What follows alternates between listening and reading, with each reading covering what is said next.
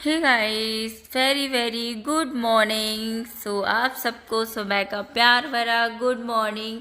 और हम अभी अभी बातिंग करके आए हैं, जस्ट ऊपर आए हैं और अपना बाल वगैरह सुखाने, क्योंकि अब सर्दी का मौसम है। तो सर्दी के मौसम में बाल इतनी जल्दी नहीं सूखते, तो सोचा कि ऊपर जाके थोड़ा सा ठंडा ठंडा हवा भी ले आते हैं। और नहाने के बाद तो बाहर निकलने में बड़ा मज़ा आता है, बड़ा अच्छा लगता है। तो यहाँ मैं अपने बाल वगैरह पोंछने लगी, टॉवल से भी फटकार लिए और अब आराम से अच्छे से सूख जाएंगे। तो यहाँ देखिएगा, यहाँ मैं और मेरा बेटा था बस। और यहाँ मैंने बेटे को पकड़ा दिया था फ़ोन, क्योंकि मेरे पास मेरा ट्राईफोन नहीं लग रहा था, सॉरी, मेरा ट्राईफोन नहीं लग रहा था। तो मैंने बेटे को फ़ोन पकड़ा दिया था, तो उसने पकड़ लिया। चलो इतनी हेल्प कर दी, तो मैंने टॉवल डाल दी और हम और बेटा दोनों आने लगे नीचे। तो आप लोग देख सकते हो। और ये है हमारा किचन, और किचन का कितना सारा काम करना है हम लोगों को। सो आप लोग देख सकते हो। यार मेरा कोई काम करवा दो। अब मैंने कल ही किचन क्लीन किया है और इतना सारा काम आज फिर करना है। तो मैं तो काम कर कर के बहुत ज़्यादा परेशान होगी, क्योंकि मेरे घर में इतने सारे काम चल रहे हैं इस टाइम। मैंने पुताई किया, पेंट किया और फिर किचन क्लीन की। अब किचन का सामान सेट करना है, रूम का भी सामान सेट करना है। तो बहुत सारे काम हैं यार, कोई मेरी हेल्प नहीं करता, मुझे ही सारा अकेले करना पड़ता है। और सासू माँ की तो कुछ पूछो ही मत। अब उनसे तो मैं कुछ कह नहीं सकती, उनकी मर्जी होगी तो करवा लेंगी, नहीं मर्जी होगी तो नहीं। तो मैं बोलती नहीं हूँ कि आपका आप करवा लो। तो इतना बड़ा घर है, आप लोगों ने भी देखा है, पुताई पेंट कर कर के हो गए परेशान। मैंने और हस्बैंड दोनों ने ही साफ सफाई की, पर दुग्गू से हेल्प ले रही। तो दुग्गू थोड़ी बहुत हेल्प कर रहा, तो बेटा मेरा हेल्प कर देता है। तो स्कूल नहीं गया है, खेल रहा था बाहर। तो मैंने उसको बुलाया, मैंने बोला बेटा जल्दी आ, मम्मी की हेल्प कर। क्योंकि उसकी टीचर उसको बोलती हैं कि मम्मी की जिस दिन भी आपकी छुट्टी रहा करे ना, तो घर पे उदम मत किया करो, मम्मी की हेल्प करवाया करो। सो मैंने उससे बोला कि आपकी टीचर क्या बोलती हैं कि मम्मी की हेल्प करवाया करो। तो बोलता है नहीं बोलती। तो फिर मैंने अच्छा फ़ोन करके पूछूं, कॉल करके, तो बोलता हाँ बोलती हैं। तो उसने जल्दी जल्दी मेरी हेल्प करवाई। तो इसने बेसन भर के रख दिया था डब्बे में, और बस मैं उससे मतलब हेल्प कुछ नहीं ले रही थी, बस ये कह रही कि बाहर ना घूमे, क्योंकि मैं यहाँ काम कर रही हूँ और घर में कोई है नहीं। खेतों पे लग रहा है पानी, तो हस्बैंड जी और सासू माँ गए हुए हैं खेतों पे। और फिर मेरे हस्बैंड जी और सासू माँ जैसे ही उनका नाम लिया पधार चुके। तो डुग्गू गया गेट खोलने, और कोई था नहीं, तो मैं साफ़ सफाई कर रही थी, इसीलिए उसको मना कर रही थी बाहर जाने के लिए।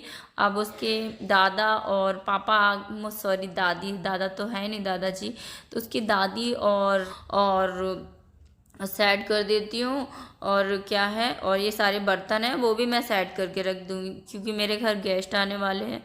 और आधे बर्तन मैं इसमें से निकाल के बाहर रख दूँगी, क्योंकि मेरे घर में इतने सारे लोग तो है नहीं, इतने सारे बर्तन हैं, तो मुझे बार बार साफ़ करना पड़ते हैं। साफ़ करने की बात नहीं है, कबाड़ा भी फैल जाता है, पूरे किचन बहुत गंदा लगता है मुझे तो, मैसी मैसी से लगता है। और मुझे तो किचन जितना खाली हो ना उतना अच्छा लगता है। बहुत लोगों की मैंने किचन में देखा है कि बहुत ज़्यादा कबाड़ा ओवर सामान हो जाता है, वो मुझे पसंद नहीं आता।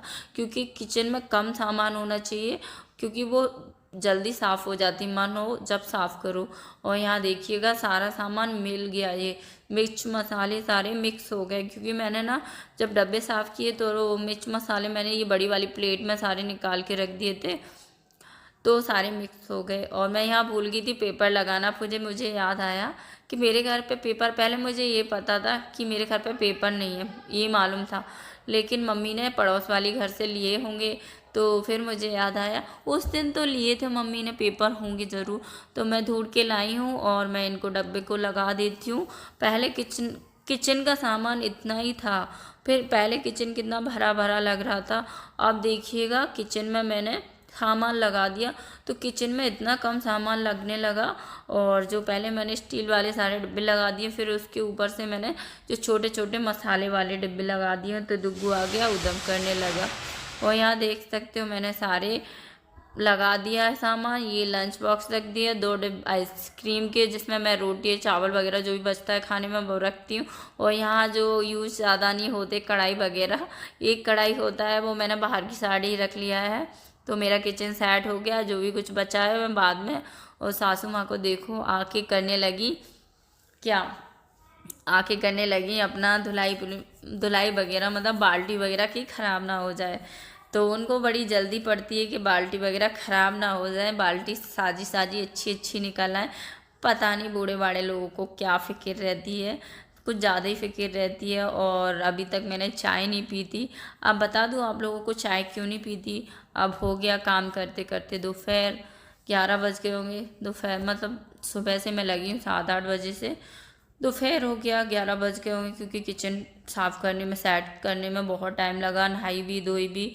तो जग तो मैं 5 बजे जाती हूँ, पहले बहुत टाइम से ही 5 बजे जग जाती हूँ, लेकिन एक जब पापा थे ना तब ज़रूर जगती थी 6-7 बजे। सच बता रही हूँ, जब से पापा एक्सपायर हुए सबसे फटाक से मेरी आँख खुल जाती है जल्दी 5 बजे, 4 बजे, 4 बजे, 5 बजे। तो मैं इनके बीच जग जाती हूँ। अब तो सर्दी आ गई तो लेट ही उठा करूँगी, उठ जग जाती हूँ लेकिन उठा लेट करूँगी। लोग आ गए क्योंकि सुबह भी ये लोग पी के नहीं गए थे, ये 5:30 के ही निकले हुए थे और पी के नहीं गए। तो मैंने सोचा चलो मैं तो चाय की दीवानी हूँ, चाय के बिना रहूँगी ही नहीं, तो अपने लिए तो बनाऊँगी तो सबके लिए ही चाय बना लेती हूँ। तो यहाँ देखिएगा सबके लिए चाय बन के रेडी है। और आप भी फ्रेंड चाय पीने आ जाइए, गर्मा गर्म चाय रेडी है। और मैंने मतलब अपना बड़ा वाला कप अभी साफ़ नहीं किया है, धूल मिट्टी चढ़ गई है, जो सफाई हो रही है, क्योंकि ये कपों में तो डेली चाय पीते हैं तो ये गंदे नहीं है क्योंकि डेली ही साफ़ होते हैं। तो बड़ा वाला कप डेली साफ़ नहीं होता क्योंकि हमने उसमें बहुत टाइम से चाय नहीं पी है। सर्दियों के टाइम में पीते हैं ना उसमें, क्योंकि उसमें ज़्यादा भर के पीते हैं एक पूरा कप। सर्दी के टाइम में कितनी भी चाय पियो बट अच्छी लगती है। और आज बिना अदरक वाली चाय पीना पड़ रही है, बिना अदरक की चाय मुझे अच्छी नहीं लगती है। तो अदरक तो होना चाहिए चाय में, लेकिन नहीं है तो नहीं है। और कब भी मेरे टूट फूट गए हैं तो मुझे अब लाना है, क्योंकि ऊपर से जो गिर जाते हैं ना, सिंक में डाल देते एक के ऊपर एक, तो इस वजह से ऊपर स्क्रैच सा आ जाता है। और फिर हमने चाय आय पी थी, वहाँ का ब्लॉग शूट नहीं किया था क्योंकि हम बहुत परेशान हो गए थे। ट्राईपोड लगा लगा के, कैमरा लगा के मतलब अपना ब्लॉग शूट करके तो सभी लोग आ गए। फिर हमने अपना लौकी वगैरह छीला। ये लौकी मम्मी और हस्बैंड ही लेके आए गांव से, उधर ही खेतों से आए थे, तो गांव में गए होंगे मौसी जी के यहाँ। तो मौसी जी ने लौकी दी और एक मट्ठा की बोतल भर दिए। तो मट्ठा की बोतल से हम कढ़ी बनाएंगे 1-2 दिन में। और यहाँ देखिएगा, और यहाँ लौकी है। तो ये डुग्गू को हमने दे दिया था कैमरा, तो डुग्गू हुई हिला रहा था। फिर हमने डर वाली लौकी की तो बात ही अलग है, मतलब जी घर वाला देसी लौकी बहुत अच्छा लगता है। और यहाँ देखिएगा, और फिर हम टमाटर वगैरह लौकी वगैरह हम कट के अपना ट्राईपोड लगा लिया और बेटा तो चला गया था। फिर हमने हरी मिर्ची और टमाटर काटे थे और काट के फिर हमने सब्जी छोका था। रोटियां बनाई थी 1 घंटे बाद, क्योंकि हम परेशान हो गए थे। यहाँ डुग्गू की मैगी बन के रेडी है, तो डुग्गू का तो पेट भर जाएगा, बचे हम लोग तो हम लोग तो आराम से खाते रहेंगे। और वैसे भी मेरी आजकल इच्छा नहीं होती खाना खाने की, पता नहीं क्यों, अंदर से क्या होता है क्या बताऊँ। अब वॉमिटिंग जैसा मन हो रहा है मेरा बहुत टाइम से। सो फ्रेंड, अब ये ब्लॉग को यहीं ऐड कर देते हैं।